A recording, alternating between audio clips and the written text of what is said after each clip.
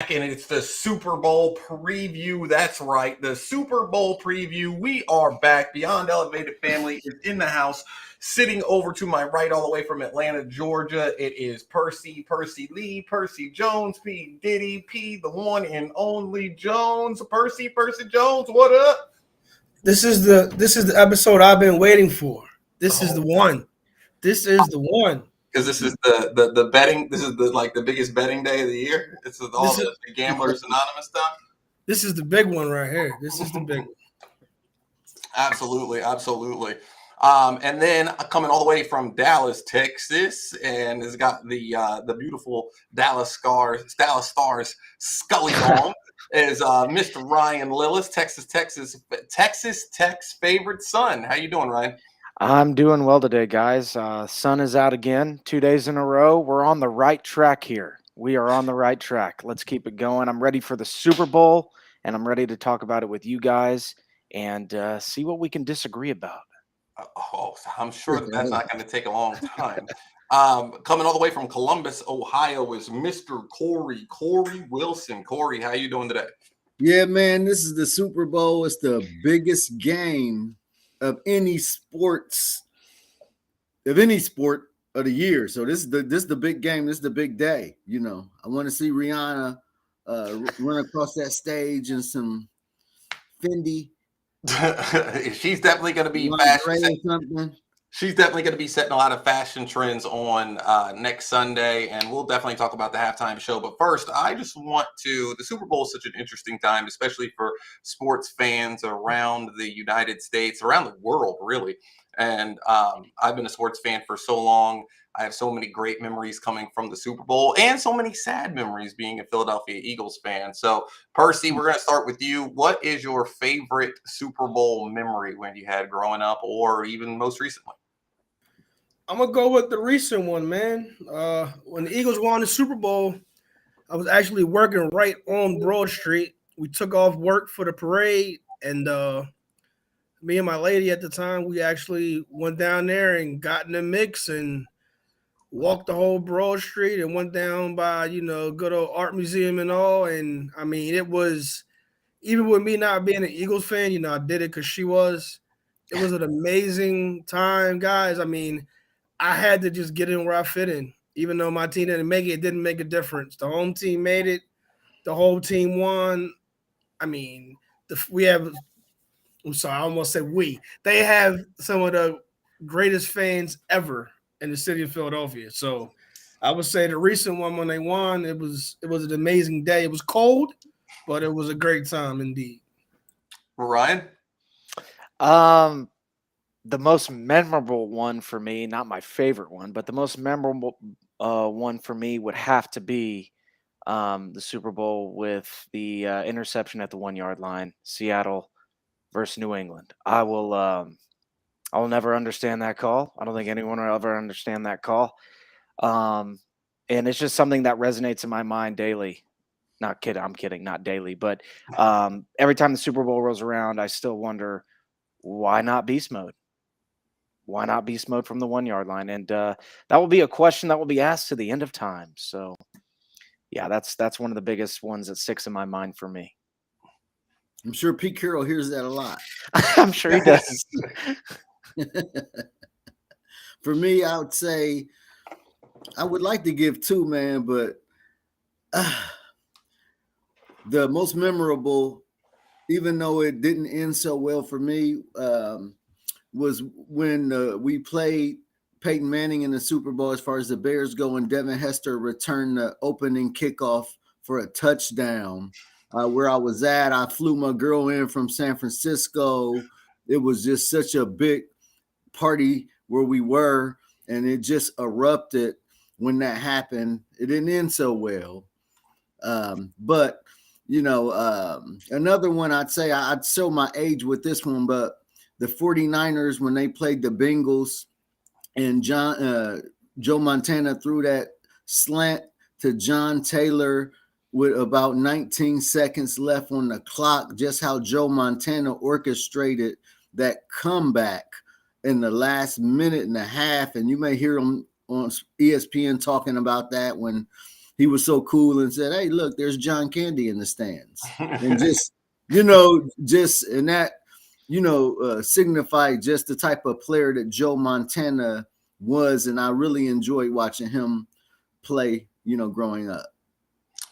The most memorable one for me was when we won 5 years ago, but I won't go into that. I'll actually talk about the second one, and that was actually when we lost in 2005 when it was Donovan McNabb and T.O. who was only playing in the Super Bowl after he missed 6 weeks. He got hurt in like week 14 or week 15, and he wasn't supposed to come back for the season, and he came back for the Super Bowl. And that time in Philadelphia, we were just doing a lot of big things when it came to sports. I mean, the Flyers were really good.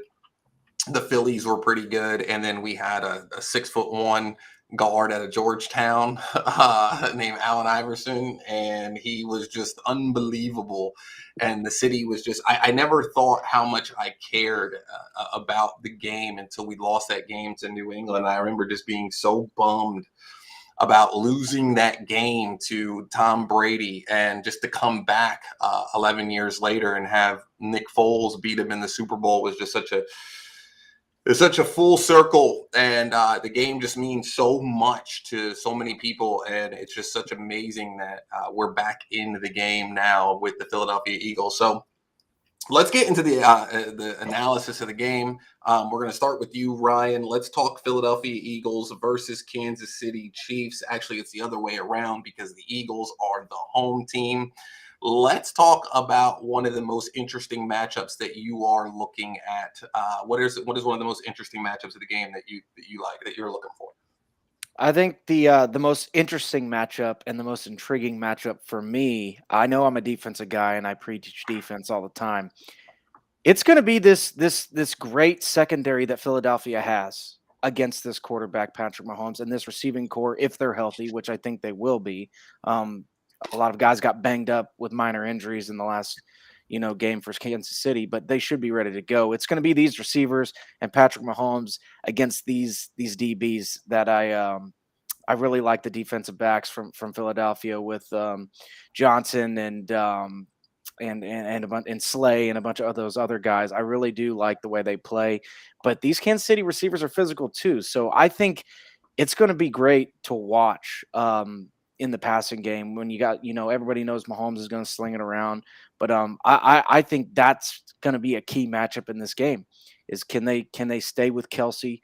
Can they stay with, can you stay with these weapons that they have that they rotate in and out of there? I think that's going to be the key matchup of the game. And then that's the one I'm looking forward to the most. But it depends on how healthy these guys really are. We're not going to know until they get out there and play the game. Everybody's going to want to play in the Super Bowl, right? So it'll take a few drives to see how healthy they really are. So I think that'll be the biggest matchup of the game, in my opinion. I know there's other matchups that I'm really excited about, but this one in particular. Percy? So, Eagles, man. I really think the Eagles here just, I don't want to say dominate, but I think the Eagles are going to kind of manhandle this game. It's going to be close for a while. But what I'm interested in seeing is, honestly, what we do with the running game. I believe that I keep saying we, oh my God. They keep giving Miles Sanders.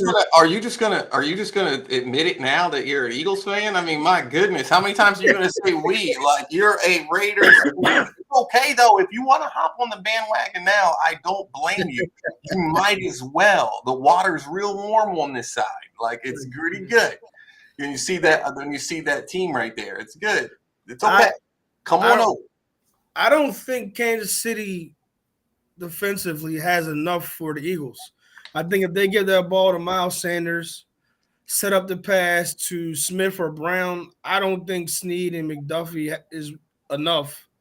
And then you go to tight end. I mean, the Eagles just had a total package, man. I'm sorry. I'm interested to see what the Eagles do to stop Kelsey because I believe that's all Kansas City has when it comes to the Eagles. I don't think they have anything else that could really put the Eagles in a fit.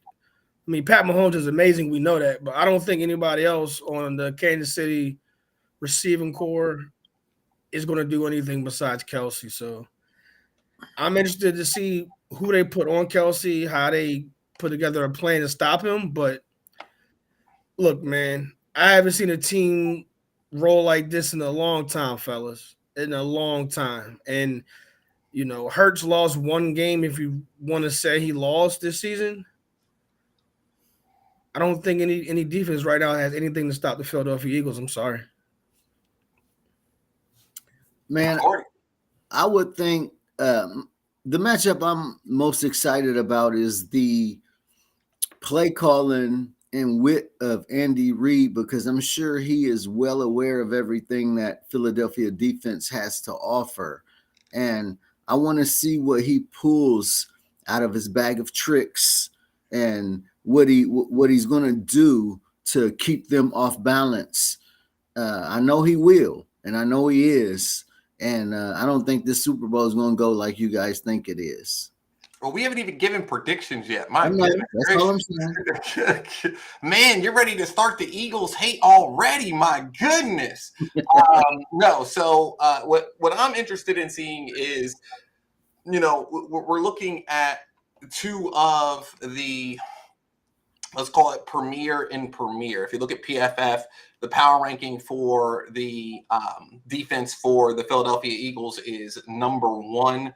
The power ranking for the Kansas City offense is number 2. So I want to see how the defensive line, Ryan talks about the secondary. Secondary is great. This is one of the best secondary years that we've had. We have one of the best secondaries in the league, if not number 1.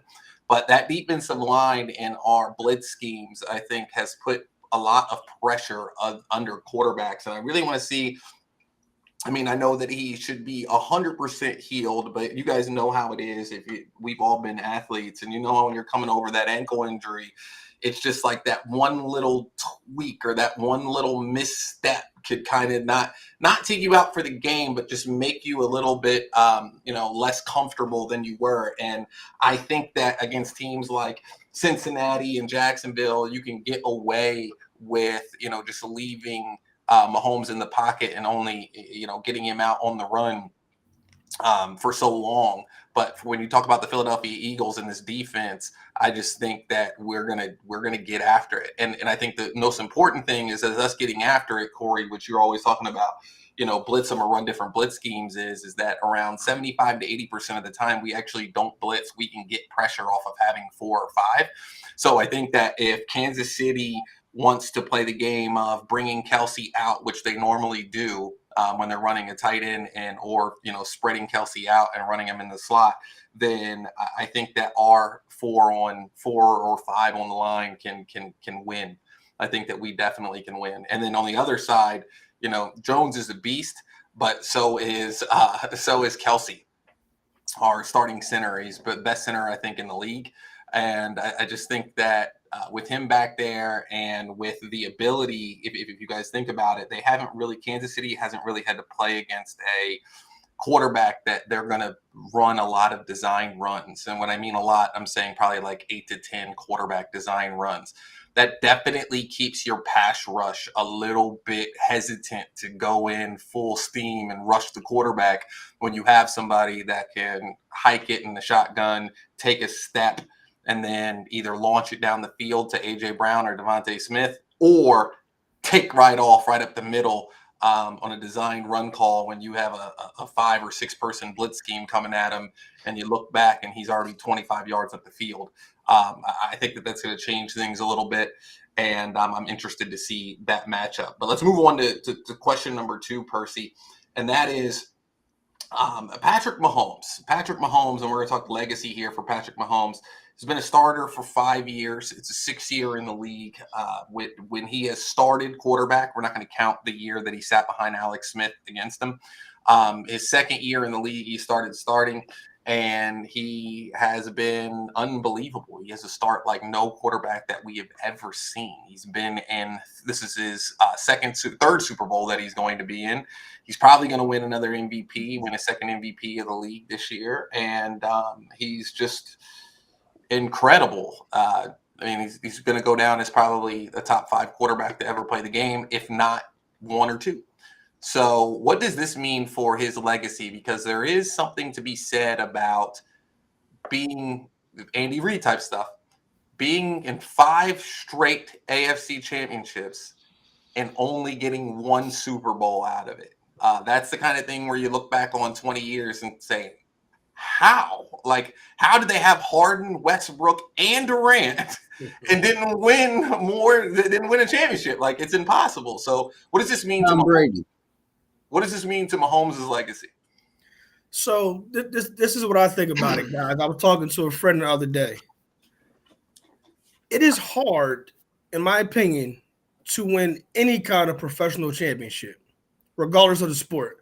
So I really think that we the people get, we're quick to say someone is a failure or someone is a bust because they didn't get that accolade of championship, when it's a very, very small percentage to make it and an even smaller percentage to actually win it. So, we all know Patrick Mahomes is amazing. He's phenomenal. But even when they don't win next weekend, Patrick Mahomes will still be one of the best quarterbacks to play the game that we've seen in our lifetime. Again, it's so hard to win. And I don't like when I hear people talking and say, this person is not that good because they didn't get an NFL championship. Well, everybody can't do it. Like, it's not that easy. I mean, think about it. You just coming out of the AFC, you got Pat Mahomes, Joe Burrow, Josh Allen. Somebody got to lose. Yeah. Like, it really is what it is. And I hate when people are quick to say, well, they're not that good. No, buddy, you're not that good. You were the 3rd string D-back on your team your senior year of high school. Right. You were the 8th man on the basketball team. Like, if you want to really talk about somebody not being good, take a deeper look. So I don't think anything negative about Pat Mahomes if he doesn't win, because it ain't easy to get there.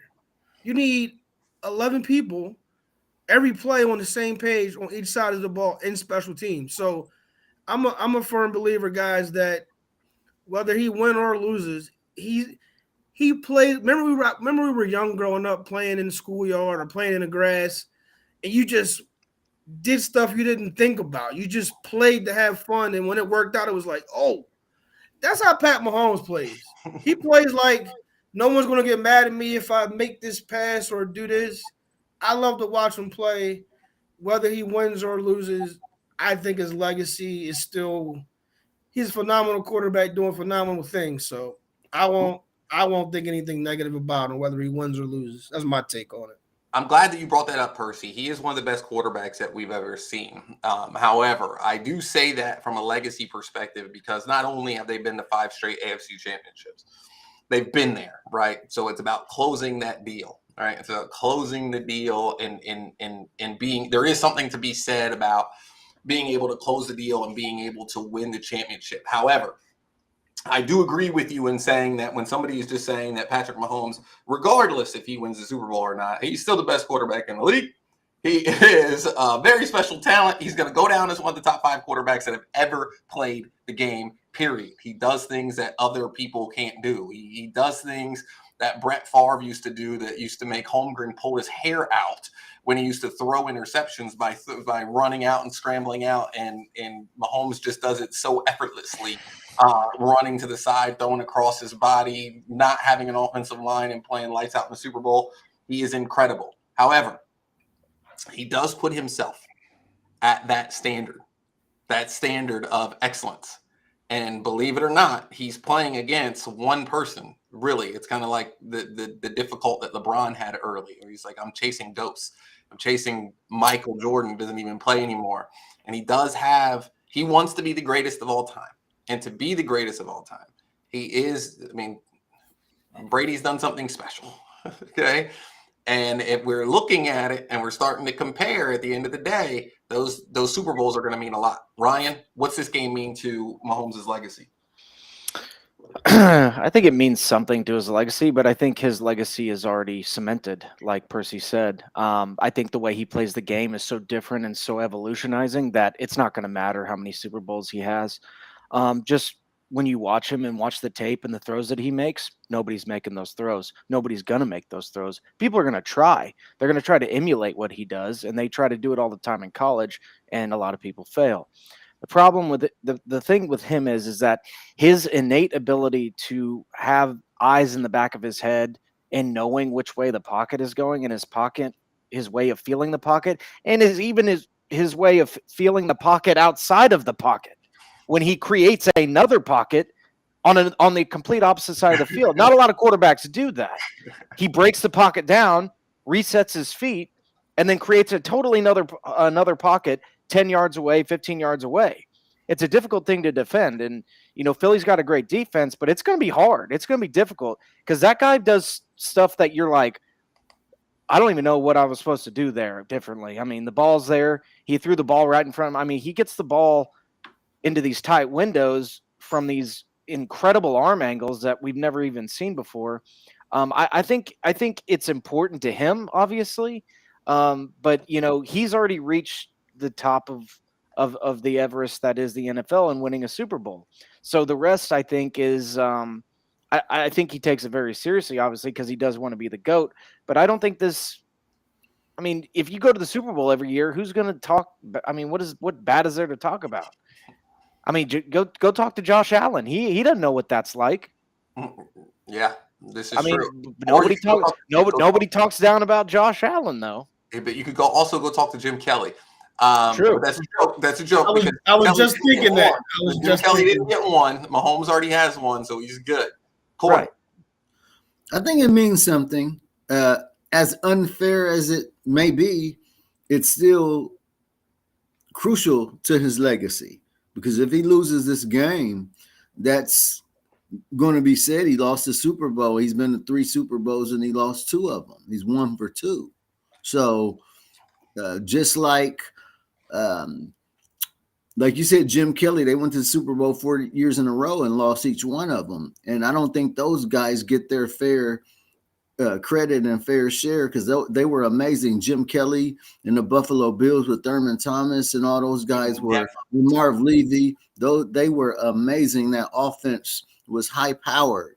But when you go against teams like the Dallas teams back in the day with Michael Irvin and all that, and the 49ers, and I mean even the Giants, it was some tough teams. It's tough to win a Super Bowl, like he said, to win any sort of championship. Those teams are never brought up, by the way. Those Buffalo teams, that's crazy. But go ahead.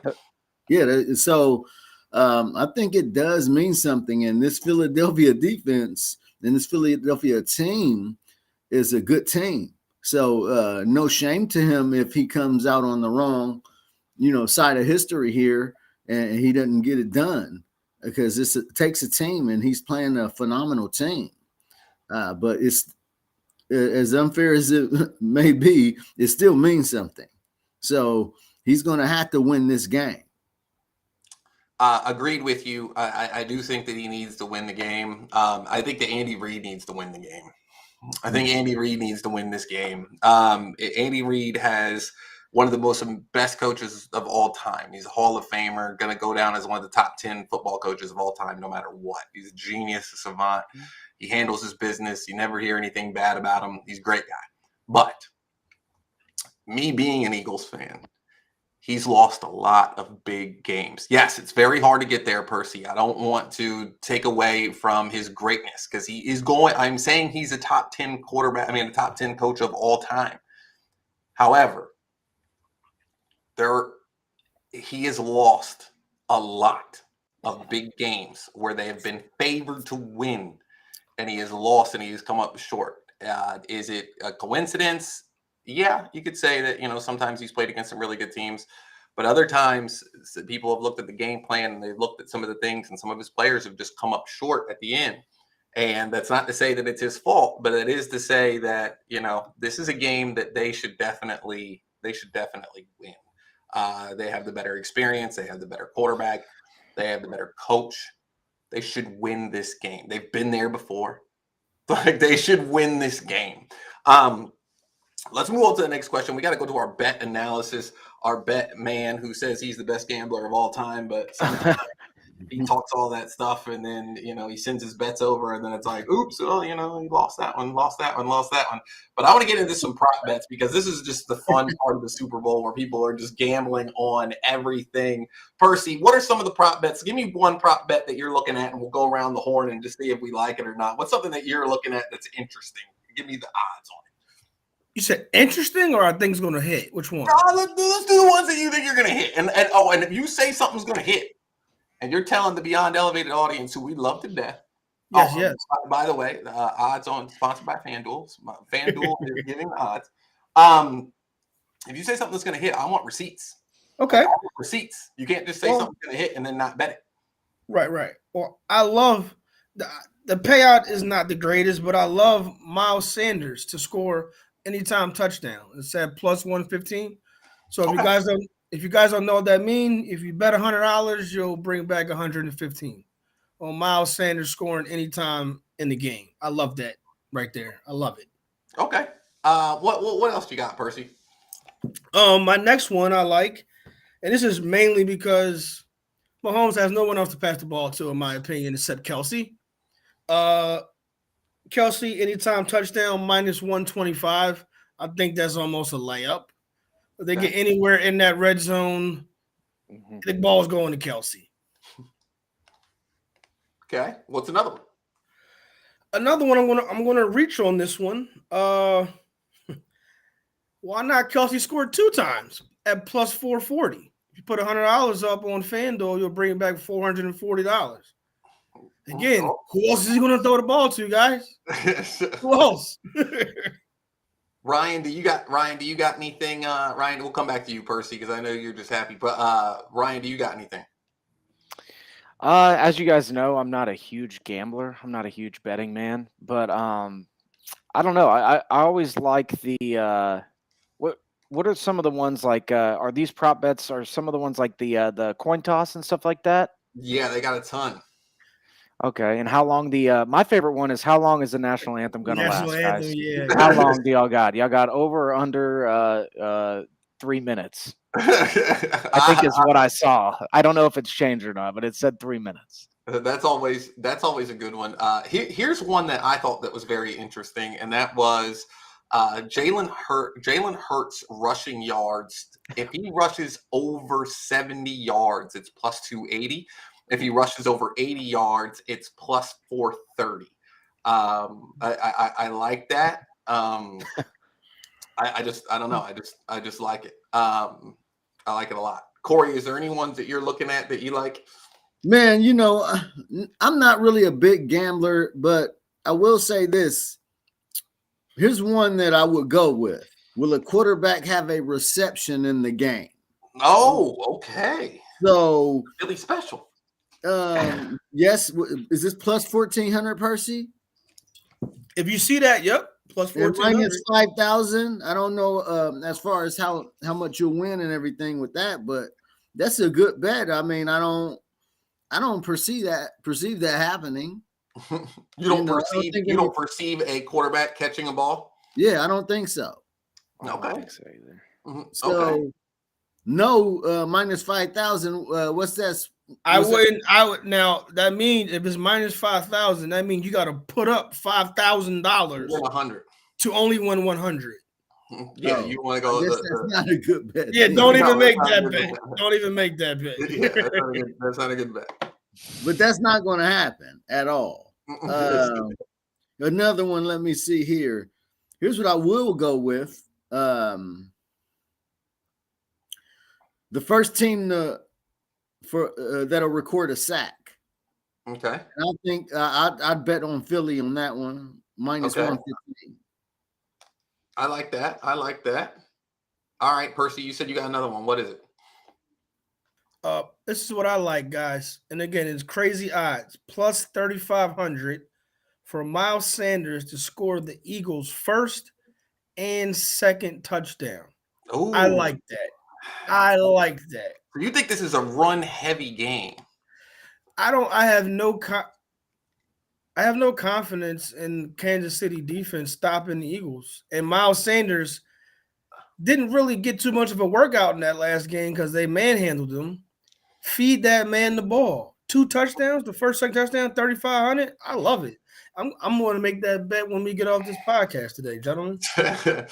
I like the second half touchdown by A.J. Brown is plus 290. So you bet 100, you get 290. It always seems like we run the ball early, and it seems like it takes us a while to get AJ involved. But once he gets involved, it's problems. And I just think that by the second halftime, I think that the game's going to spread out, and I think that I think both teams are going to be airing it out.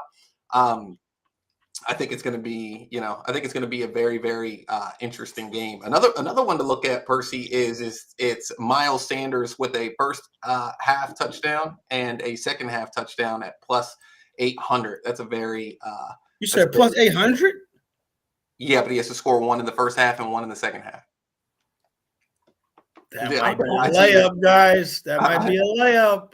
I see it, and if you're that much in love with Miles Sanders, there is a plus 4,800 for him to score 3 touchdowns. Mm. Yeah. If he pulls that off, he's the MVP. Of course, he's going to be the MVP. Actually, great question. Let's move on and let's ask that question. It's kind of going to give away who you think is going to win the game. We're going to start with Corey. Corey, who is the MVP of this Super Bowl? Pat Mahomes is the MVP. Percy. This is a legacy game for him. Percy, MVP of the Super Bowl. MVP of the Super Bowl.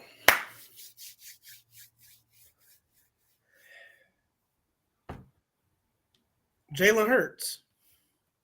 And you're betting on Miles Sanders scoring 2 touchdowns? But the way the Eagles play, Sanders can get 2 touchdowns rushing, but Jalen can throw for 2 and run for 1. Mm-hmm. Okay. But Ryan? Oh, go ahead. But one before you go, Ryan, I'm sorry. The Eagles defense is phenomenal. I know you can't give it to the whole defense. When is the last time a defensive player has won Super Bowl MVP? He should have got it last year. He got robbed. Who? In my opinion. Aaron Donald should have got it last year. In my opinion. What did Cup have? All their receiving yards and all their touchdowns? I mean, no, I'm joking. Beckham got one. Ryan, who I don't think a defense. I mean, yeah, it won't happen. It won't happen. I bet you those odds are ridiculous. I bet you can get odds on any defensive player winning one. I bet you can get one on anyone at a ridiculous amount. I bet you can get defensive player winning a Super Bowl MVP at probably like plus 5,000. Ryan. I've got Miles Sanders as your MVP. So you're picking the Eagles. That pound cake. I am picking the Eagles. Okay, that all right. Pound cake. Man, I have Jalen Hurts winning the Super Bowl MVP and Philadelphia winning their second Super Bowl in franchise history. So let's go to the predictions and why. This is the Super Bowl preview of the Beyond Elevated. You're listening. We're having a really good time. We're talking about our favorite thing to do, and that is watch a little bit of football. And Corey, we're going to go to you. We're going to pick against the spread. I believe the spread right now on FanDuel is 1.5 favorite to Philadelphia. Who do you like and why? Oh, Kansas City's going to win this game hands down. Put your money and put it on Kansas City. That's a good bet. I think they're going to win by 6. Ooh. And I think they'll win by close to a touchdown. Maybe 2 field goals. I don't think this is going to go the way you guys think it's going to go. You think Patrick Mahomes is going to be hobbling on the leg and the Eagles defense is just going to eat him up. That's not how this is going down. So I'd put my money on Kansas City all the way. It's my prediction. Ryan? I'm going to go with the Philadelphia Eagles, as much as it pains my powdering cowboy heart here. I got Philadelphia winning this game in a close one. I've got Philly winning 34-27 in a shootout. I think this game's going to have everything we want. I think this is going to be one of the better Super Bowls in the last couple of years. I think the quarterback matchup is one of my favorite ones so far. Both guys are great. But it's going to be awesome to see these trenches, man. These are two offensive and defensive lines on both sides of the ball that are absolutely physical. And I like both of them. Christian Jones against Landon Dickerson and Travis Kelce on the interior of that line is going to be fun to watch. But I think it's going to be a close game, but I've got Philly pulling it out. And I've got the Chiefs coming up just short. I think they're a little bit too young in the secondary. On the flip side of Philly's great secondary, man, they got a bunch of rookies back there, and they've still made the Super Bowl with those rookies. So I think that kind of lack of experience in the secondary is going to eventually cost them the game. I don't think Pat Mahomes cost them the game. I think the Kansas City defense is what ends up costing Kansas City the Super Bowl, and Philadelphia hoisting the Lombardi Trophy. Purse. Listen, man. My friends know, I typically do not gamble with any home team because I always lose. So anybody in the home team, I usually don't pick. But listen, man, sometimes you just got to say it is what it is. The Eagles are going to win this game. They're going to cover the spread. And I think for a while the game is going to be close, but I don't think the final score is going to be what people think. I think the Eagles are going to win 8 points or more, man. Defense wins championships.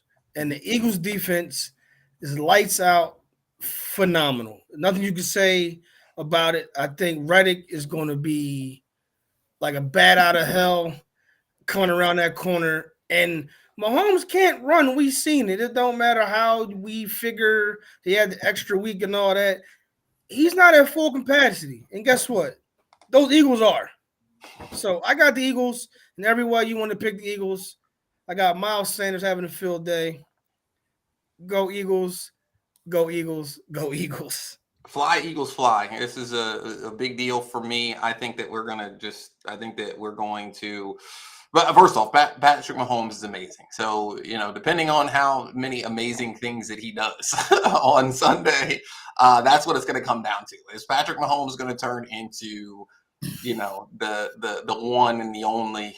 And is he going to have the supporting cast that's going to be able to go out and go against our defense? Our secondary is nasty. Our defensive line is nasty. Our linebackers are nasty. We're coming.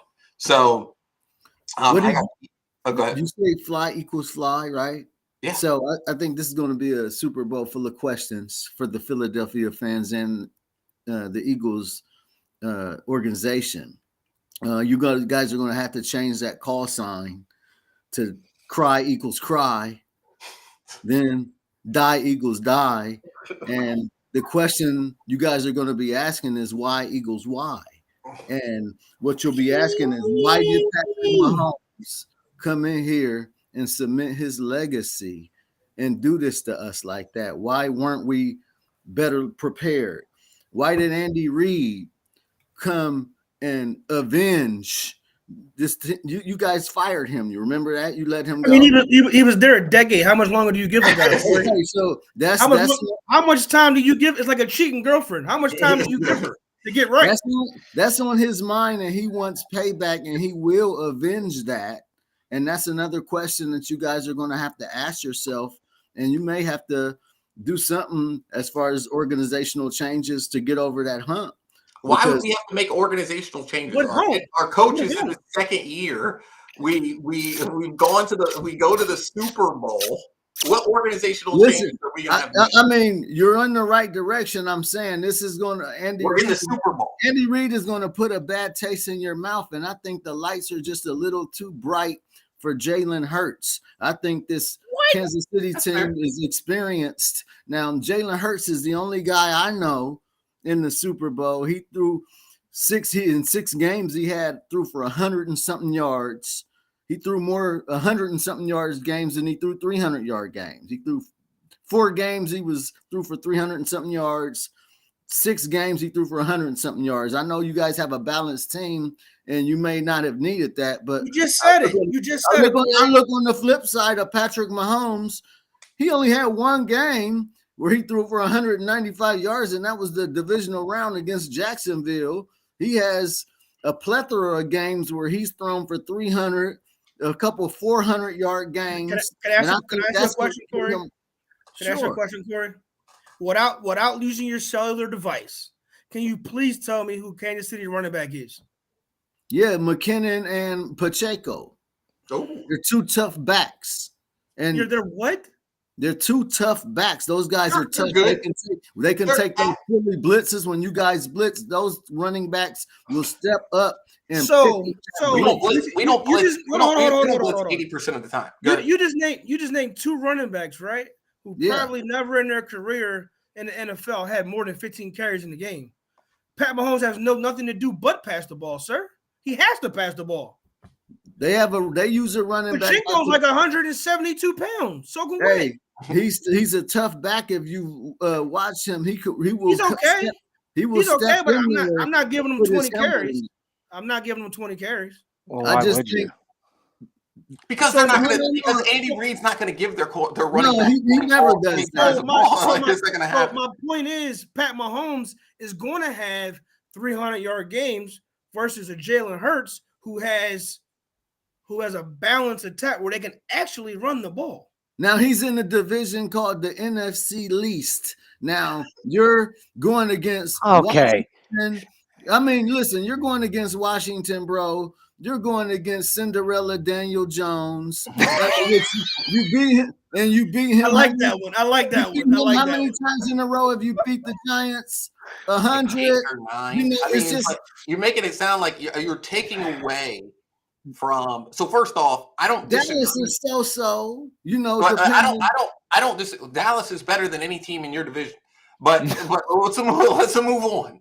What I want to combat your Eagles hate with is the understanding that no matter if we lose this game or not, we're not making any organizational changes. Our coach is in his 2nd year. We have a quarterback on a rookie contract who is going to finish in the top 5 of the MVP race.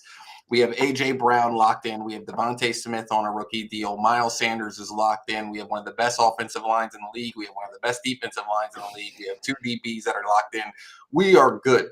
Can I say this, though? Yeah. I think, and I know he has somewhat of a successful season because the team is relatively successful, but I don't think Miles Sanders is all that.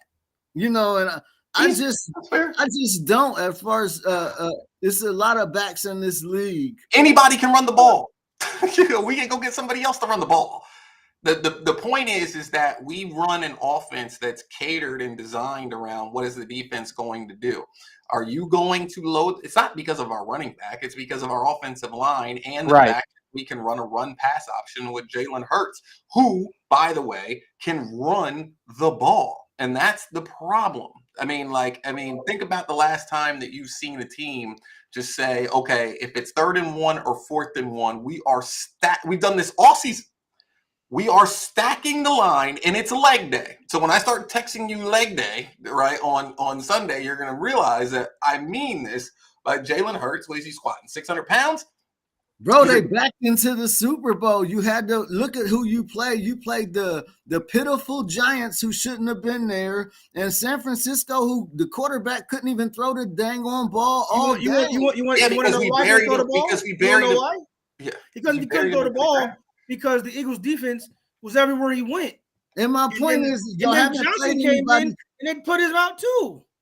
It hasn't been competitive. Now, when you get in the Super Bowl and those when Mahomes is scoring and scoring, and if you guys get down early, you're going to abandon that running game, and then we will expose Jalen Hurts. Okay, time out. We have to understand. I hear what you're saying about the for the Chiefs. Okay, about the playoffs, Mr. Wilson, I understand what you're saying. The playoffs happened. The Eagles, it's not the Eagles' fault that they play who they play. But the Eagles also played 17 games in the NFL. And before Hurts got hurt, we finished with they were knocking everybody off left and right. In that game during the season, record of the league. In that game during the season that they did lose, if you go back and watch that game, Mr. Wilson, they got a lot of dumb calls that shouldn't have went against them, that they should have won that game, especially late in the game. But even if you count that loss, the Eagles had a phenomenal season. I guess it's just going to be an excuse for all 17 games. It was an excuse on what happened and why they did what they did. No, I'm not saying they didn't have a successful season, but it's been a very easy road for them. The other division. You know the other division that we played in the NFC this year, right? We played the NFC North. I'm not glorifying the NFC North. I'm just stating something. In the regular season, we played the NFC North. We played Detroit in the first game. We beat them 38-35. We played Minnesota in the second game. We beat them 24-7. The Giants beat them in the playoffs. Cowboys beat them. The Cowboys embarrassed them. Yeah, I'm not finished. Cowboys beat them 50-6. We beat Green Bay 40-33. And then we beat you guys 25-20. So it was the Bruno Mars and the Anthony or the Anderson pack. We got the clean sweep. We're taking home all the Grammys this year. Didn't we hurt Jalen Hurts? Huh? We hurt Jalen Hurts, didn't we, in that game? The Bears hurt him? Yeah, but he came back though. Yeah. Like, I mean, you're making it sound like that it was bad. He got to take that was a good thing for us, for him to get hurt and him to take 2 weeks, 3 weeks, 4 weeks off, because we lost to the Cowboys, we lost to the Saints. We got the bye, which is what we wanted. We worked all year to get the bye because we felt like we needed home field advantage. We didn't have a team that could just go away to anybody and just go beat anybody. We needed home field advantage, just like we needed home field advantage when we won before with Nick Foles. Mm-hmm. We didn't have to play great teams. We played an Atlanta team with Matt Ryan and Julio Jones, and then we played that Minnesota team with Case Keenum as their starting quarterback. Same thing here. We played the Giants, who were okay. They were better than Minnesota. And then we played the San Francisco 49ers, who had the best defense in the league and a rookie quarterback. That was a scrimmage. Now, I come to care about you guys, man, so I want to give you some advice. Mr. Percy Jones, please don't bet against Kansas City in this game. I am. Please don't, because the Chiefs is going to put their foot in the Eagles, this game. So let me ask you one question. I'll let Rob move on. Let me ask Ryan and Corey this question. Do you guys believe? How do you guys deal with when it comes to statistics? Are you guys big stat fans? Like if stats say this, you go with the stats or you go against it? I think stats can be deceiving and they can be leading. Just depends on how you use the statistics. Now, some statistics aren't gonna help you necessarily, but one statistics like in coaching, like if I was a coach, the only statistics I'd be looking at is if my penalties, my turnovers, and my mistakes, and how do we eliminate all of those? Now, as a fan, completely different question. I'll let Percy answer that part. Okay. And I think experience matters, and that's the thing. Agree. Sometimes statistics. I agree with statistics, but sometimes experience matters. And when you're playing in big games like this, especially the Super Bowl. Now, I'm not saying that Jalen Hurts is going to just run away. I'm just saying he hasn't been in a lot of games where it's 28-28 and there's 40 seconds left and he has to go on this game-winning drive. He hasn't really been in those type of situations where Patrick Mahomes thrives and lives off that, and he's been doing this for years. So I think when you come into a situation like that, things happen, and you and the nerves and the muscles twitch up a little bit and get tight. And I think Patrick Mahomes he's going to shoot that arrow, referencing to the Chiefs. He's going to pull back and shoot that arrow, and he's going for that touchdown, man. And I just think that his leadership skills have been off the charts this year. And he's always been good, but this year I've just noticed his leadership skills have taken another leap forward, and that's why I'm picking the Chiefs. Yeah, I mean, it's just the first year where he's made $50 million in a year. But here, I'm not. I love that money. I'm not taking anything away from Patrick Mahomes. He's the best quarterback in the league. He's a leader. Andy Reid is a heck of a coach. Can't go tackle people though. I think it's going to be a really close game. That's why the spread is one of the lowest spreads that we've had in Super Bowl history at 1.5. Vegas gets it right more times than wrong. Okay, that's why they're a multi-billion-dollar industry. This is going to be a close game. But number one, I'm not gonna pick against my Eagles. But number two is that what I've just seen now in the NFL this year, and what I've seen, over the last 2 or 3 years, is these playoff games and this grind come to, like what you guys have said, a running game and a defensive game. And what's happened to Patrick Mahomes when he didn't have that offensive line and what Tampa Bay did to him in the Super Bowl, I don't think that we will do this to him. But I know that he is not going to be 100%. He might be 85%. Let's say he's 80%. Having that rush come at you with the best secondary in the league and not having how about this? They're going to miss Tyreek Hill this game. They are going to miss the opportunity to be able to drop back and say YOLO, and we're throwing this thing 40, 50, 60 yards down the field, because that isn't going to happen. We are built this way. They're not going to be able to run the ball against us. Now, will we get into a shell and he'll be able to, dunk it 5-10 yards down the field all day to Travis Kelce? Absolutely. But the question is that is he going to be able to score over 35? Because I feel very confident. Not at all. I feel very confident in the Eagles scoring anywhere between 32 and 39 points in this game, just because of the way that they're going to run the ball, how the Chiefs are going to have to stack the line, and then how we're going to start beating them in the secondary. Their secondary is not that good.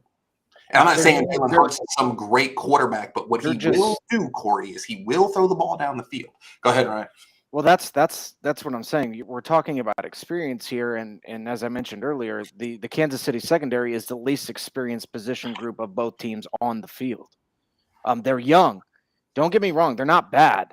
They're just young. I mean, they've got 2 rookies starting in this game. They are starting at corner and at safety. So you're going to have to if we're going to say that, then that's going to be a hard thing to cover up. And I would expect Jalen and that offensive line, that offensive game plan to be centered around exposing that, especially on play action when you run the ball as good as you do. And you get the time that you get to throw the ball. I think that's where it could get trouble. I don't think Pat Mahomes is going to be the reason they lose this game at all. I think it's going to be the Kansas City defense, which I think they're going to hone in on the run. But I think play action is where they're going to get in trouble, and in McDuffie biting on play fakes and just not having the experience that these guys have. AJ Brown's got experience. He's been to these type of games. He's been to the AFC title game. He hasn't been to a Super Bowl, but he is experienced. I don't think I just don't see them making any changes either with the way that, ever since Philadelphia won their Super Bowl, it hasn't been all rainbows and daisies, as Robert probably knows. I mean, they went 9-7, 9-7, 4-11 and 20-1 in 2020. And then, first season 9-8, lost in the wild card. Now you're 14-3 sitting in the Super Bowl. I just don't see how you make any structural changes with where you were at 2 years ago when Sirianni came in at 4-11-1, and now you're in the Super Bowl. I just don't see that happening. And believe it or not, Corey, I'm not going to say this from an overall perspective. I'll just say this from a this year perspective. Sirianni is a top 5 play caller in the league. I think so. I mean, he calls really good games, Corey. I mean, very good games. I mean, if you look at his play calling, it's pretty elite. Now, Coach Andy Reid, I'm sure he looked at the mistakes Shanahan made last week as far as trying to expose this Eagles defense with reverses and sweeps to outside. They're a quick defense. You have to hit them straight, and you have to do a lot of misdirection and a lot of quick passes and a lot of smoke and mirrors sometimes. And I don't think that he has the receivers that are going to break us down. Like, I just don't. Who's going to do it? Who's going to do it? Juju? Hardman would be the only threat. Tony and Hardman, that's about it. No, I don't think Hardman's built like that. You guys are acting like these receivers have not had success in the NFL. These are NFL receivers. What do you consider success? They're not. What do you call success? You don't think Juju Smith-Schuster or Hartman has had success in this league, and Marquez Valdez-Scantling hasn't had success in this league? What were their stats last year? They didn't play success well. Where's the why did both of them come off a free agency this year, and the teams they were with didn't re-sign them? Well, sometimes you don't get re-signed when you want more money, and the team That's true. You know that. They didn't have any numbers to get re-signed. Why would you re-sign them? Percy, are you saying that Juju Smith-Schuster was not successful in Pittsburgh? Is that no, he was not. No, he was not. He played bad. He had one season. He had one season. One. And that's why he didn't get re-signed. He had one season, Corey. They wanted him to be the guy. Valdez-Scantling played with Aaron Rodgers. You don't think he did decent with Green Bay? Aaron Rodgers needs receivers. They lost Devontae Adams. Why didn't they re-sign him? Bro, I'm not saying these guys had to have so are you saying if you have less than 1,000 yards receiving, that's not good in this league? No. I think I'm not saying that, but telling me. I think Scantling had a decent season. No, not Scantling. Scantling had 42 receptions for 687 yards and 2 touchdowns. That's not decent to you? He had 700. I think he's a role player. I think that's exactly what he is. I think that's what you're going to get with him. Those numbers that Robert just said. So what did he do last week, Robert? I don't think you're going to get. Hear me out, Corey. Hear me out. For the season, he was tied for 55th in yards, and he was tied for that's mid-range second receiver, and he was tied for 93rd in receptions. Now, if you want to say Juju Smith, he was tied for second 22nd in receptions and 24th in yards and 65th in touchdowns. So did he have a decent season? Yeah, he had a decent season, but is he ranked? Okay, but hold on though. Hold on. You're looking at matchups though. There's a lot and they throw to, if you look at the cornerbacks for the Philadelphia Eagles, they are having the best seasons. They're both top 20 cornerbacks. I see what you're saying, Percy. Don't get me wrong, but I'm saying Patrick Mahomes threw to 10 different guys last week. And Marquez Valdez-Scantling had over 100 yards receiving. They do it by committee, just like your running back situation. Okay. They have a lot of different guys they can. I'm not saying these guys are like A.J. Brown and those guys, because they're not. Or Devontae. You can say Devontae Smith. You can say it. Go ahead. Or Devontae Smith. Yes, those are top 15 receivers. Okay. And I'm not saying that, but these guys are capable to catch a ball when Patrick Mahomes throws it. And you guys are acting like these guys can't catch. And I'm just saying, you guys don't understand. You need to get Jalen Hurts some Ray Charles sunglasses, because those lights are going to be too bright for that. I'm telling you. Okay. Well, listen. Go ahead, Percy. Go ahead, Percy. I'm sorry. No, he's saying Jalen Hurts needs sunglasses because the lights are going to be too bright. You know why I don't think so? This is why I don't think so. You got to understand, he didn't come from a small college. He came from big colleges. Don't forget, Jalen Hurts would get done the game, and he would go in the locker room and get busy and go to work. He didn't go to a party. He didn't go out with his girlfriend. He didn't go have fun. He went and got busy. He was a Big 12 quarterback. Hell yeah. Time out. Just like us yesterday saying that Ohio State will borrow, you are not claiming. No. Jalen Hurts is an SEC quarterback. He played at Alabama for 3 or 4 years, and then he went over to Oklahoma. You are not claiming it's an all Big 12 Super Bowl here, man. No. Good try. No. I agree with Ryan. He is Big 12 as well. How is he a Big 12? Stop this. He won a Heisman because he won a Heisman at Oklahoma. I'm sure that's why he got a lot of tutelage under Lincoln. He didn't win no Heisman at Alabama. Jalen Hurts didn't win the Heisman. Did he not? I think he won it. Jalen Hurts isn't a Heisman Trophy winner. Is he? He was in the running. I mean, he was in New York when they were presenting the Heisman. So he was one of the he won the national championship in Alabama. He was the runner-up. He was the runner-up to Joe Burrow. So okay. An SEC quarterback. Here's an interesting stat for you, Corey, and then we'll call it a show. Is that this is the first time in history that a quarterback has thrown for over 5,000 yards. Patrick Mahomes threw for over 5,000 yards, 41 touchdowns, and 12 interceptions. Goodness gracious. Woo-wee. Yeah, that's ridiculous. It's coming. Hold on. Can you hear me? First time in history that a receiver hasn't had 1,000 yards with the quarterback having over 5,000. Yeah. So not saying, but keep in mind though, he does have Travis Kelce out there, right? So this isn't a knock on Mahomes. He's spreading the ball around and he's doing a really good job. He's got a completion percentage of 67, the completion percentage. But this is the best team that he has played in the playoffs. Period. Like the Eagles will be the best team that he has played and the best defense that he has played in the playoffs. It wasn't the Bengals. It wasn't Jacksonville. So we can go back and forth. We're going to find out on Sunday. But I do agree with you that experience does matter. The quarterback that is usually the best quarterback in the game usually wins the game. But we're approaching a different kind of quarterback.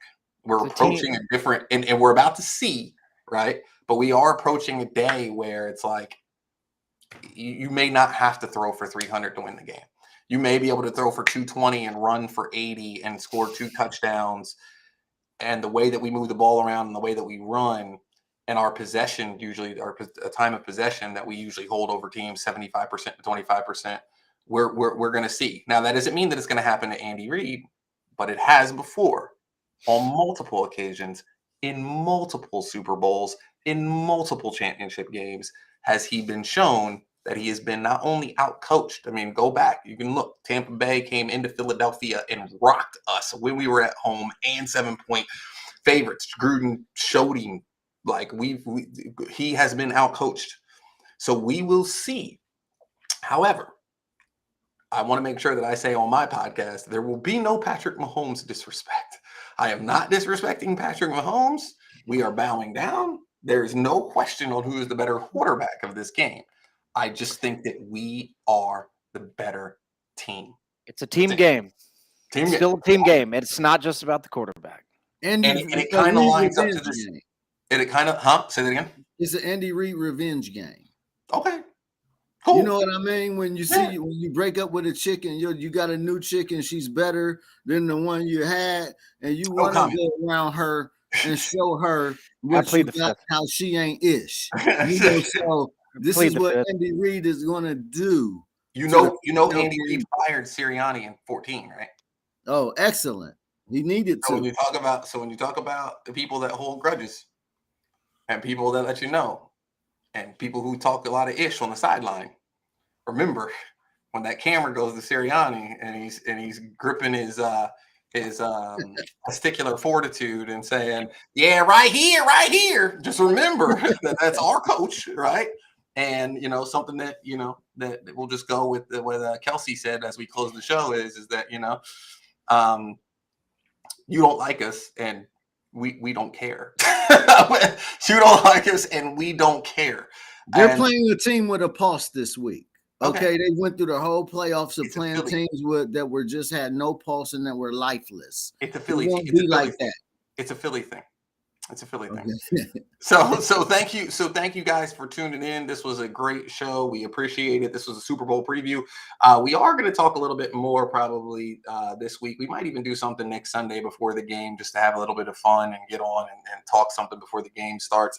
Happy birthday to our to one of our panelists, Mr. Corey Wilson. Happy birthday. It is his birthday tomorrow. We will not sing him a song, but we will tell him that we wish he has the best birthday ever.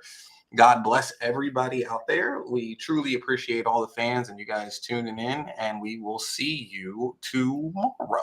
Thank you very much and have a good day. Bye-bye.